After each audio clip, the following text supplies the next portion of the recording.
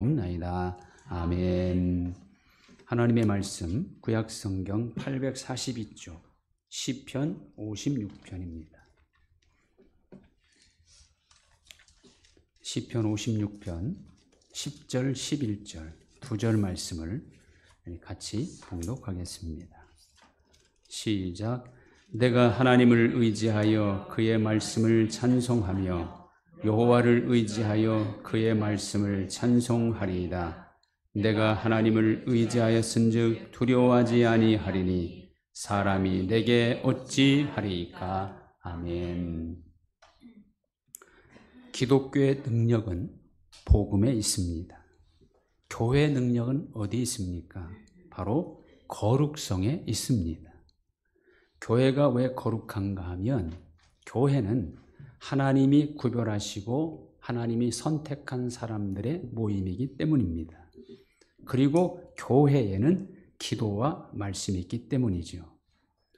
성경은 기도와 말씀이 우리를 거룩하게 한다 이렇게 말씀하죠. 그런 점에서 기도와 말씀이 없는 교회는 스스로 거룩성을 상실한 교회입니다. 교회의 능력은 구별해 주시고 선택해 주신 하나님 보시기에 얼마나 합당한가, 그리고 얼마나 기도하는가, 얼마나 하나님의 말씀이 선포되고 그 말씀대로 사는가, 거기에 있는 겁니다. 이것이 약화되거나 변질되면 기독교는 능력을 상실하게 되고 교회의 거룩성은 무너지게 됩니다. 성경 강해와 참된 복음을 전하는 존 맥아더 목사라는 사람은 그의 책 값비싼 기독교라는 제목의 책에서 이런 말을 합니다. 고객 만족을 추구하는 마케팅 교회의 잘못된 복음이 기독교 안에 침투해 있다. 이렇게 지적하면서 그런 교회들은 이렇게 한다는 겁니다. 예배가 너무 긴가? 짧게 줄여주겠다. 너무 격식을 차리는가? 운동복을 입고 와도 좋다. 너무 지루한가? 멋진 밴드 음악이 나올 때까지 조금만 기다리라. 설교가 너무 대결적이거나 비판적이거나 배타적이고 위협적이고 믿을 수가 없고 이해하기 어렵거나 당신의 입맛에 너무 안 맞으면 곳곳에 교회들이 당신의 기분을 편안하기 위하여 설교를 뜯어 고친다. 이런 새로운 형태의 기독교는 소비자를 위한 기독교다. 가벼운 기독교이고 잘못된 방향선회이며 복음에 물을 타는 것이고 복음을 사람들의 구매에 더 맞고 인기 있게 만들려고 성경의 복음을 잘못 해석하는 것이다. 그런 기독교는 맛이 좋아 목구멍으로 술술 잘 넘어간다. 기분을 달래주고 가려운 것을 긁어주는 것 같다. 당신의 취향에 딱 들어맞는다. 그러나 그런 가벼움으로는 결코 당신을 예수 그리스도의 참된 구원의 복음으로 충만히 채워주지 못할 것이다. 왜냐하면 그것은 인간이 고안해낸 것이지 하나님이 계획한 것이 아니며 공허하고 무가치하기 때문이다. 가벼운 기독교의 메시지를 듣는 사람은 사실 비참하게 속고 있으면서도 자신이 복음을 듣고 있다고 생각하고 영원한 심판에서 구원받았다고 생각하기 때문이다. 참된 신앙은 내 입맛에 안 맞을 수 있습니다. 내 입맛을 복음에 맞추는 것, 내 뜻을 주님 뜻에 복종시키는 것이 그게 진정한 믿음이죠. 그런데 오늘날은 이것을 거꾸로 하려고 합니다. 성도를 고객으로 생각하여 더 많은 고객을 받아들이기 위하여 복음도 고객의 귀에 맞게 교회의 모든 것을 고객이 좋아하는 대로 맞춰 나가려 하는 것. 이게 바로 이 맥아더 목사가 지적하는 것입니다. 그것이 복음의 참뜻에 위반된다 해도 하나님이 원치 않는 것이라 해도 고객만 좋아한다면 기꺼이 개혁이라는 명목으로 바꾸려고 하죠. 우리는 분명히 알아야 합니다. 시대가 아무리 변하고 사람들이 아무리 바뀐다 해도 복음은 여전히 복음이어야 하고 교회의 주인은 주님이 되어야 합니다. 주님의 뜻이 우선적으로 이루어지는 교회에 주님은 천국 열쇠를 맡기신 것이고 음부의 권세가 이기지 못하게 하신 겁니다. 우리 개인의 신앙도 마찬가지입니다. 참된 신앙은 언제나 하나님 편에 서는 신앙입니다. 내 뜻과 상황에 맞지 않는다 할지라도 고민할 것 없이 하나님 뜻을 따르는 신앙. 이것이 바로 참된 신앙이죠. 오늘 읽은 시편 56편은 다윗의 신앙이 어떤지를 잘 보여줍니다. 지금 다윗이 처한 상황은 캄캄한 어둠이 깔린 칠흑과도 같은 답답한 상황입니다. 사울의 추격을 피하여 블레셋 땅 가드에 망명했는데 다윗에 대하여 적대감을 갖고 있던 블레셋 왕 아기스의 신하들이 다윗을 궁지에 몰아넣을 증거를 확보하기 위해서 항상 감시하고 있고 수시로 아기스 왕에게 참소합니다. 다윗이 어디로 가든지 미행당하고 감시를 당합니다. 고국을 떠나 타국 땅에 망명하고 또 힘든 일인데 자신의 생명을 해치기에 혈안이 되어 있는 사람들이 사방에 둘러싸고 있으니 얼마나 고통스럽겠습니까? 이런 상황에서 다윗이 한 일이 바로 오직 하나님을 의지한 것뿐입니다. 오늘 말씀 보면 비슷한 내용의 말씀이 두 번 반복되고 있죠. 여기 56편 4절에 보면 내가 하나님을 의지하고 그 말씀을 찬송하올지라 내가 하나님을 의지하였은즉 두려워하지 아니하리니 혈육을 가진 사람이 내게 어찌하리까. 그리고 오늘 읽은 11절도 내가 하나님을 의지하였은즉 두려워하지 아니하리니 사람이 내게 어찌하리까. 성경에서 두 번 반복되는 것은 확정되었음을 의미합니다. 그러니까 다윗이 이런 상황에서 가장 확실히 한 것은 하나님을 의지하고 두려워하지 않았다는 겁니다. 내가 하나님을 의지했으니 그 어떤 사람도 어떤 대적도 자기를 어찌하지 못할 것이라는 확신을 가진 거죠. 하나님을 의지하면 하나님이 자기를 도우시고 보호해 줄 것을 믿었던 겁니다. 과연 하나님은요, 다윗의 믿음대로 아기스의 신하들이 어찌하지 못하도록 지켜줍니다. 정말 위기의 상황에서는 오히려 다윗을 대적했던 아기스의 신하들을 통해서 그 위기를 모면하게까지 해주십니다. 블레셋이 이스라엘 치기 위해서 출전할 때 블레셋 왕 아기스도 다윗과 그의 부하들까지 동원합니다. 같이 우리와 함께 이스라엘 치러 가자는 거죠. 아기스에게 목숨을 보호받고 있는 망명자이기 때문에 그의 명령에 거역할 수 없었고 나가 싸우자니 자기 동족을 죽여야 하는 상황이에요. 만약 이 전쟁에 나가 이스라엘과 싸우게 된다면 다윗은 영영 이스라엘 왕이 될 수 없습니다. 왜냐하면 자기 동족을 친 다윗을 누가 어떻게 왕으로 세웁니까? 이러지도 못하고 저러지도 못하는 극히 곤란한 상황 속에서 나서준 것이 바로 아기스의 신하들이죠. 만약 이스라엘과 싸우다가 저 다윗이 이스라엘 편이 되어 우리의 대적이 될까 두렵다는 겁니다. 그러니 절대로 다윗은 데려가지 말라는 거예요. 결국 아기스도 그 신하들의 말을 듣고 다윗을 돌려보내죠. 다윗의 대적자들까지도 위기 상황에서는 다윗을 돕는 자로 바꿔주신 겁니다. 하나님을 의지하고 하나님 편에 서는 사람은 이처럼 반드시 승리하게 됩니다. 하나님 편에 서는 일은 승리를 확실히 보장해 주는 일입니다. 자, 그러면 우리가 하나님 편에 서는 것이 중요한데 하나님 편에 서는 것은 구체적으로 어떻게 하는 겁니까? 어떤 사람이 하나님 편에 서는 사람이고 승리하는 사람입니까? 첫째는 기도하는 사람이에요. 하나님께 기도한다는 것은 하나님의 도움을 구하는 거죠. 하나님을 확실한 내 편으로 끌어들이는 것이 바로 기도입니다. 왜냐하면 하나님은 당신을 찾고 기도하는 사람에게 응답해 주시고 함께 하신다고 약속했기 때문입니다. 기도야말로 가장 확실히 하나님을 내 편으로 만드는 일입니다. 다윗을 향하여 하나님이 해주신 일인 한 문장으로 이렇게 표현하죠. 다윗이 어디로 가든지 여호와께서 이기게 하시니라. 그럼 다윗은 어떻게 했습니까? 항상 하나님을 자기 편으로 끌어들이죠. 제일 먼저 무엇을 하든지 하나님께 찾고 하나님께 여쭤봅니다. 하나님께 물어봅니다. 그러면 하나님이 어떻게 하라고 말씀하시면 다윗은 그대로 행하죠. 하나님께 물어보고 그대로 행하는 다윗을 하나님이 혼자 버려두지 않으시고 하나님이 책임져 주신 겁니다. 기도와 관련하여 세 종류의 사람이 있어요. 하나는 기도 안 하는 사람, 또 하나는 어떤 특별한 일, 특별히 어려운 일 있을 때만 하나님께 기도하는 사람. 그리고 세 번째는 항상 기도하는 사람이 있습니다. 항상 기도하는 사람은 항상 승리할 수 있습니다. 시험이 와도 얼마든지 이길 수 있고 사탄이 틈을 탈 수 없습니다. 우리의 기도는 당장 응답받지 못한다 해도 절대 없어지는 것이 아닙니다. 믿음의 기도는 병든 자를 구원하는 능력이 있고 의인의 간과는 역사하는 힘이 많습니다.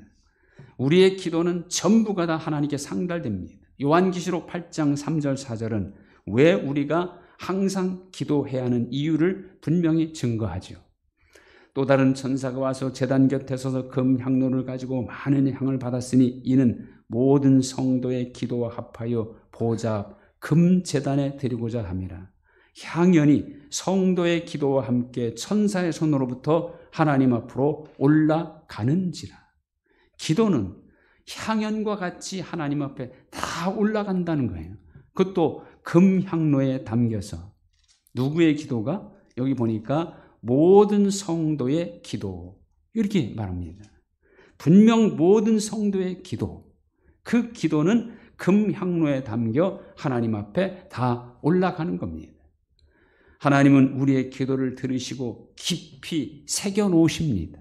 왜? 반드시 하나님의 때에 응답하시려고. 항상 기도하는 사람은 항상 하나님이 기억하는 사람입니다. 나이팅게일이 전쟁터에서 부상병을 치료하던 중에 큰 부상을 입은 군인을 보게 되었습니다. 그녀는 곧 죽을 것 같은 병사를 위해 목사님을 불러오려고 했지만 이 부상병은 단호히 거절합니다. 그녀는 그럼 당신을 위해서 제가 마지막에 기도해드리겠습니다라고 하자 군인은 짜증을 내며 소용없습니다. 아무리 그래도 내 마음은 변하지 않을 것입니다. 대답합니다. 그러나 나이팅게일은 미소를 잃지 않고 이렇게 말합니다. 저는 한 번도 본 적이 없는 사람을 위하여 16년 동안이나 기도하고 있답니다. 이렇게 말하면서 자신의 어머님이 일하던 저택의 주인 아들이 신앙을 가르치게 해달라고 자기에게 기도를 부탁한 후에 그때부터 지금까지 16년 동안 기도하고 있다고 그렇게 말합니다. 근데 이야기를 들은 이 군인이 깜짝 놀랍니다. 자세하게 그녀에게 물어보니까 그녀가 16년 동안이나 기도했던 사람이 바로 자기 자신이었음을 알게 됩니다. 인생의 마지막 순간에 자신을 위한 놀라운 사랑을 알게 된 그는 그렇게 강팍했던 그 마음이 열려서 예수님을 구주로 영접하고 세례를 받은 뒤에 편안히 숨을 거뒀다고 합니다. 믿음의 기도는 우리의 생각을 초월하는 능력이 있고 믿음의 기도는 절대 헛되지 않습니다. 항상 기도하는 사람은 항상 하나님이 함께 하시는 사람이요 항상 승리하는 사람입니다. 기도의 승리는 성경에 너무나 많이 증거되고 있지요. 모세가 손을 들어 기도하니 여호수아 군대가 아말렉을 이기게 되었고 히스기야가 성전에 올라가 기도하니 예루살렘 성을 포위한 13만 5천 명의 아수르 군대가 하룻밤 사이에 송장으로 변합니다. 사무엘이 쉬지 않고 기도하니 하나님께서 큰 우레를 발하여 블레셋 군대를 어지럽게 하사 이스라엘로 하여금 승리하게 하십니다. 이처럼 기도는 항상 승리하게 하는 능력이 있습니다. 그리고 어떤 사람이 진정으로 승리하는 사람이고 하나님을 내 편으로 만드는 겁니까? 말씀대로 행하는 겁니다. 말씀대로 행하는 것은 곧 하나님이 원하시는 대로 행하는 것이죠. 왜냐하면 말씀은 곧 하나님이시고 하나님의 뜻이고 하나님의 능력이 있기 때문입니다. 지금도 역사의 주권자이시며 모든 인생을 이끌어 가시는 하나님은 어떤 경우에나 말씀하신 대로 이루어 가십니다. 하나님이 죽지 않으시는 한, 하나님이 역사의 주인 자리에 계시는 한 이것은 언제까지나 계속될 것입니다. 자, 그런데 하나님은요 결코 죽지 않으시는 영원하신 분입니다. 하나님은 언제까지나 역사의 주인으로 역사하실 것입니다. 그러므로 하나님이 하신 말씀도 영원하고 누구에게나 똑같이 적용되는 기준이요 법칙입니다. 하나님이 지금도 살아계시기 때문에 하나님이 하신 말씀은 지금도 살아 역사하시는 하나님의 능력이지요. 가나안 첫 성인 여리고를 앞에 두고 있는 여호수아에게 하나님은 어떤 일을 시킵니까? 하루에 한 바퀴씩 엿새 동안 돌고 일곱째 날은 일곱 바퀴를 돌고 크게 외치라. 그리하면 여리고성이 무너지리라. 가나안 지역에서 가장 견고한 성 여리고성이 그렇게 해서 무너지겠습니까? 우리 생각으로는 말도 안 되는 어이없는 일입니다. 그러나 여호수아는 하나님이 시키시기 때문에 그대로 행하죠. 하나님의 말씀이니까 자기 생각에는 이해가 안 되어도 여호수아와 이스라엘 민족은 그대로 행합니다. 그러니 그대로 행할 때 결국 여리고성은 무너져 버렸죠. 하나님 말씀대로 행하는 곳에는 이런 하나님의 능력이 역사하십니다. 지금도 마찬가지. 말씀이 지금도 유효하고 그 하나님이 지금도 역사의 주권자로 살아계시기 때문에 지금도 그 말씀대로 행하는 곳에 똑같은 능력이 나타나는 것이지. 그래서 말씀대로 행하는 것이 곧 하나님 편 서는 길이요, 말씀대로 행하는 곳에 하나님은 승리를 주시는 겁니다. 세 번째는 어떻게 하는 것이 하나님 편에 서는 것입니까? 사명의식으로 사는 겁니다. 이 사명이라는 것은요, 생명보다도 더 귀하고 어떻게 보면 생명을 유지하는 힘입니다. 왜냐하면 하나님께서 우리에게 생명을 계속 이렇게 허락하시는 것은 아직 우리에게 사명이 있기 때문이에요. 사명이 끝나면 하나님은 우리의 생명을 거둬가시는 겁니다. 사명으로 산다는 것은 곧 그게 바로 신앙으로 사는 겁니다. 하나님이 나를 택하시고 나를 사랑하시고 나와 함께 하시고 나를 책임져 주신다는 이런 사명으로 사는 사람은 어떤 것에 의해서도 흔들리지 않죠. 절대 하나님을 멀리하지도 배반하지도 못합니다. 바울은 이런 사명의식으로 살았기에 그 많은 박해와 죽음 우여 앞에서도 굴복하지 않았습니다. 리빙스턴은 내게 사명이 있는 한 나는 죽지 않는다라고 했고, 다니엘은 이런 사명의식이 있었기에 먹는 음식으로도 자기를 더럽히지 않았고 사자굴에 던져지면서도 하나님 편에 끝까지 설 수 있었습니다. 사드락 메삭 아벳느고는 금 신상에 절하지 않으면 쇠를 녹이는 풀무불에 던져질 것이라는 위협 앞에서도 조금도 두려워하지 않았습니다. 오히려 당당하게 말합니다. 왕이여, 그렇게 하시면 우리가 섬기는 하나님이 우리를 구원하실 것입니다. 풀무불에 던져졌지만 그들은 머리털 하나 걸리지 않고 살아나왔어요. 분명한 사명의식은 이처럼 환경과 조건에 매이지 않습니다.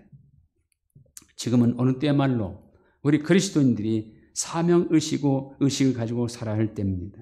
그렇지 않으면 세상의 세력이 너무나 거대하기 때문에 그 세상 앞에 우리는 무릎 꿇을 수밖에 없죠. 사명의식으로 살지 않으면 이름만 그리스도인이지 실상은 전혀 그리스도인답지 못하게 살게 됩니다. 어디를 가든지 누구 앞에서는 나는 하나님의 자녀입니다. 나는 그리스도인입니다라고 분명히 인식하고 당당하게 사람들에게 고백할 수 있어야 합니다. 그리고 그리스도인으로서 합당하게 행동할 수 있어야 합니다. 여러분, 예수 믿는 것이 부끄러운 일입니까? 사람들에게 비밀로 해야 할 일입니까? 그것은 예수님을 부끄러운 분으로 만드는 행위입니다. 소위 많은 그리스도인이라는 사람들이 세상 속에서 불신자들 속에서 자기의 믿는 모습, 자기가 그리스도인임을 드러날까 봐 전전긍긍하는 그런 사람들이 있어요. 그러니까 그리스도인들을 우습게 보는 겁니다. 어떤 상황에서도 그리스도인이라는 사명의식을 가지고 산다면 반드시 하나님께서 함께 하시고 승리케 하십니다. 혹 사람들에게 억울함을 당할 수 있고 때로는 외면당할 수도 있겠지만 그것까지도 감수하면서 하나님 편에 분명히 서면요, 하나님 반드시 책임지시고 더 높이 귀하게 쓰시는 겁니다. 하나님은 당신의 자녀인 우리들에게 오늘도 이렇게 약속하십니다. 내가 반드시 너를 복주고 복주며 번성케 하고 번성케 하리라. 강하고 담대하라. 두려워하지 말며 놀라지 말라. 내가 너와 함께함이니라. 네가 형통하리라. 너희가 세상에서 환난을 당하나 끝까지 견디는 자는 구원을 얻으리라. 주 예수를 변함없이 사랑하는 모든 자에게 은혜가 있을지어다. 내가 하나님을 의지하였은즉 두려워하지 아니하리니 사람이 내게 어찌하리까. 진정한 승자가 되시기를 주님의 이름으로 축원드립니다. 하나님 감사합니다. 진정한 승자가 되려면 하나님 편에 확실히 서야 한다는 것을 다시 한번 깨달았사오니 더 기도하게 하시고 말씀대로 행하게 하시고 사명의식 가지고 살게 하여 주옵소서. 그래서 반드시 함께 하시고 승리케 하시는 하나님의 그 은혜를 날마다 체험하며 살아가는 우리 모두가 되게 하여 주옵소서. 예수님의 이름으로 기도하옵나이다. 아멘. 다 같이 일어나셔서 357장 1절 드리겠습니다.